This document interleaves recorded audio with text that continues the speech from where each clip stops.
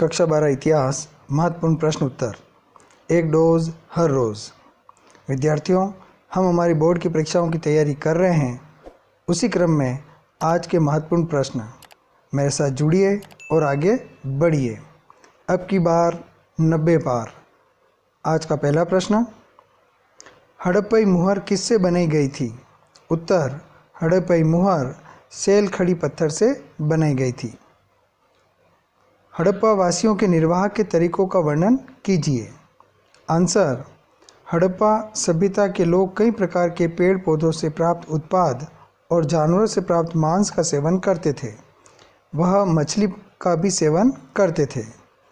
वे गेहूँ, जौ, दाल, सफ़ेद चना, तिल, बाजरा, चावल आदि अनाजों का सेवन करते थे। वे भेड़ बकरी, भैंस तथा सूअर के मांस का सेवन करते थे। जंगली जानवरों जैसे वराह, सूअर, हिरन तथा घड़ियाल की हड्डियां मिलने से ज्ञात होता है कि हड़प्पा निवासी इन जानवरों का मांस भी खाते थे। प्रश्न नंबर 3, हड़प्पा सभ्यता की कृषि प्रौद्योगिकी का वर्णन कीजिए।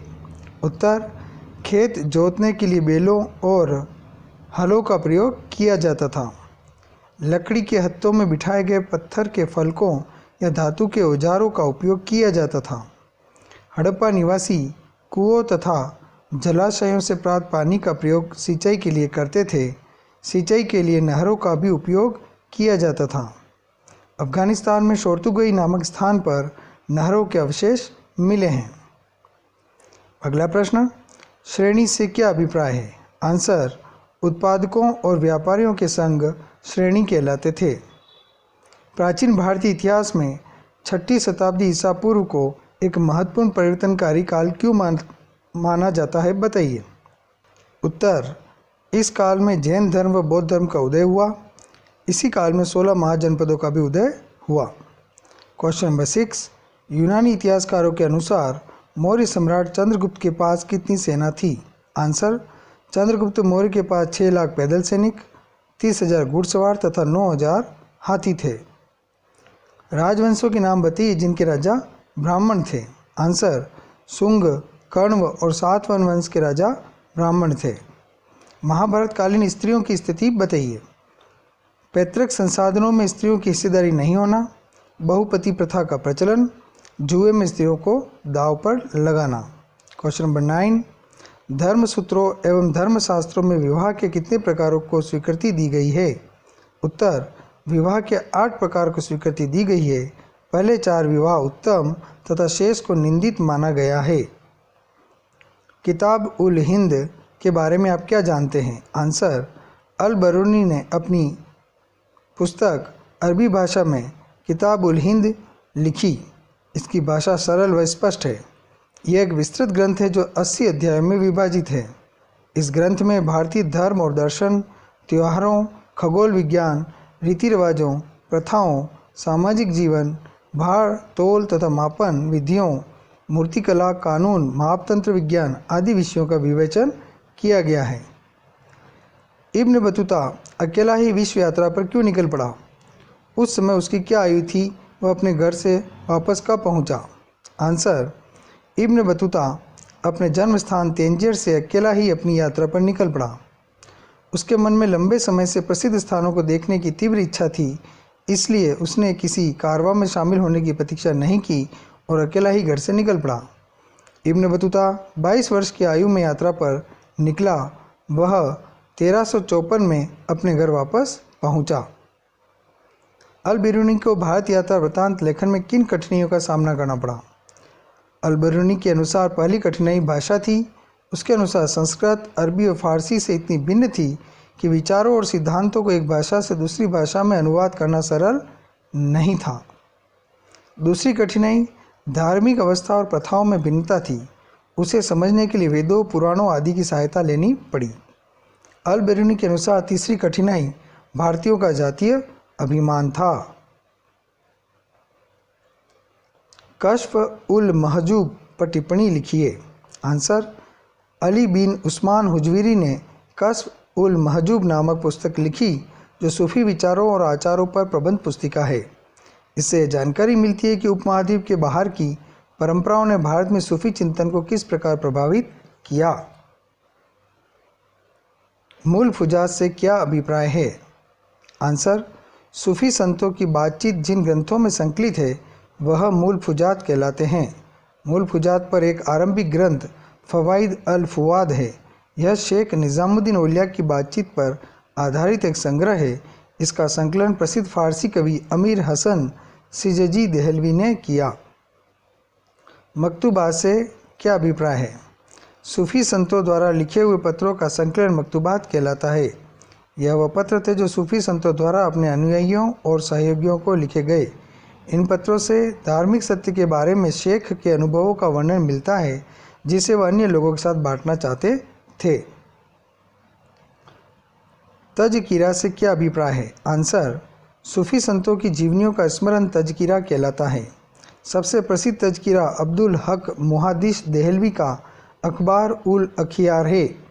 तज़किरा के लेखकों का मुख्य उद्देश्य अपने सिलसिले की प्रधानता स्थापित करना और साथ ही अपनी आध्यात्मिक वंशावली की महिमा का वर्णन करना था। विजयनगर साम्राज्य के सांस्कृतिक विकास में कृष्णदेव राय ने क्या योगदान किया, बताइए। कृष्णदेव राय ने अनेक उत्कृष्ट मंदिरों का निर्माण करवाया। विरूपाक्ष मंदिर के सामने मंडप बनवाया। दक्षिण भारतीय मंदिरों में भव्य गोपुरम का निर्माण करवाया। अपनी मां के नाम पर विजयनगर के समीप ही नगलपुरम नामक उपनगर की स्थापना की। वह स्वयं विद्वान था तथा विद्वानों का संरक्षक था। तेलुगु भाषा में अमुक्त माल्यद नामक ग्रंथ लिखा। अमर नायक प्रणाली से आप क्या समझते हैं? विजयनगर साम्राज्य में दिल्ली सल्तनत की एकता प्रणाली के आधार पर अमर नायक प्रणाली की राजनीतिक खोज की। अमर नायकों को सैनिक कमांडरों की पदवी दी जाती थी। राय शासकों द्वारा उन्हें प्रशासनिक कार्यों की जिम्मेदारी सौंपी जाती थी।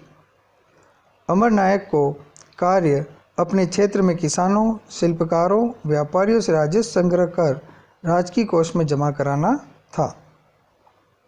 इस्तेमरारी बंदोबस्त क्या था? 1793 में बंगाल के गवर्नर जनरल ने बंगाल में इस्तेमरारी बंदोबस्त लागू किया। इस बंदोबस्त के अंतर्गत ईस्ट इंडिया कंपनी ने राजस्व की राशि निश्चित कर दी थी जो प्रत्येक जमींदार को चुकानी पड़ती थी। जो जमींदार अपनी निश्चित राशि नहीं चुका पाते थे उनसे राजस्व वसूल करने के लिए उनकी जमींदारियां नीलाम कर दी जाती थी। यह बंदोबस्त ईस्ट इंडिया कंपनी तथा जमींदारों के बीच हुआ था। पांचवी रिपोर्ट क्या थी? आंसर, सन 1813 में ब्रिटिश संसद में एक विस्तृत रिपोर्ट प्रस्तुत की गई जिनमें से एक रिपोर्ट पांचवी रिपोर्ट कहलाती थी। इस रिपोर्ट में भारत में ईस्ट इंडिया कंपनी के प्रशासन और क्रियाकलापों का वर्णन था। इस रिपोर्ट में जमींदारों और किसानों की अर्जियां तथा अलग अलग जिलों के कलेक्टरों की रिपोर्ट है। राजस्व विवरणों से संबंधित सांख्यिकी तालिका है और अधिकारियों द्वारा बंगाल तथा मद्रास के राजस्व तथा न्यायिक प्रशासन में लिखी टिप्पणियां शामिल थी।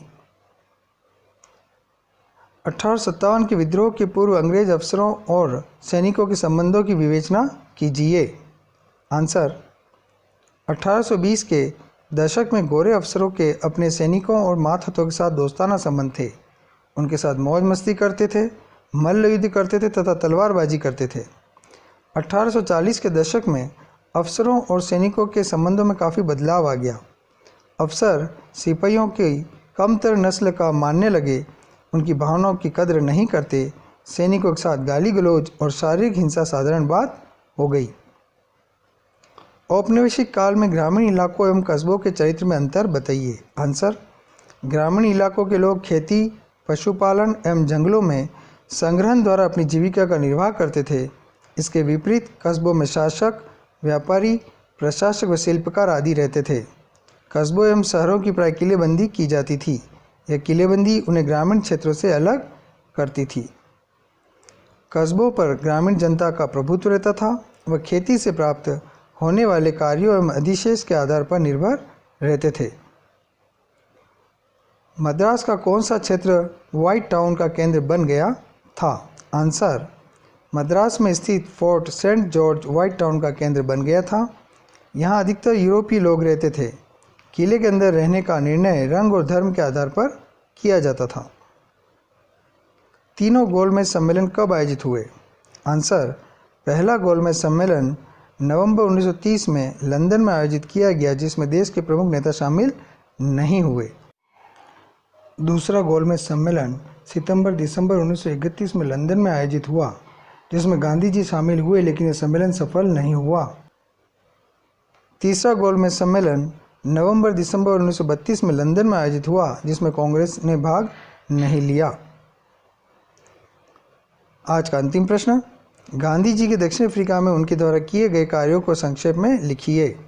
आंसर, गांधी जी ने दक्षिण अफ्रीका की सरकार के रंग भेद के विरोध में सत्याग्रह का सहारा लिया।